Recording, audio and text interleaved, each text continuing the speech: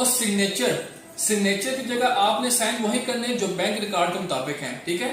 اگر آپ کی سگنیچر بینک ریکارڈ کے مطابق نہ ہوئے تو آپ کا جو چیک ہے وہ کیش نہیں ہوگا. ٹھیک ہے. ایک سائن آپ نے یہاں پہ کرنا ہے فرنٹ پہ. اگر آپ خود کیش کروانا چیک تو 2 بیک پہ کرنے ہیں. ٹھیک ہے.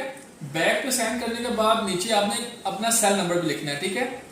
ایک فرنٹ پہ 2 بیک پہ اور اپنا سیل نمبر یہ لکھ کے کیش کاؤنٹر پہ جائیں, وہاں سے چیک اپنا کیش کروائیں. ٹھیک ہے. اگر آپ کسی شخص کو چیک دے رہے ہیں نا, اب آپ نے کسی دوسرے شخص کو بھیجا میں چیک کیش کروا دیں, تو یہاں پہ آپ کے سائن ہوں گے. بیک پہ جس شخص کو آپ چیک دے رہے ہیں اس کے سگنیچر ہوں گے. ٹھیک ہے. اور اس کے آئی ڈی کا کاپی لگے گی ساتھ.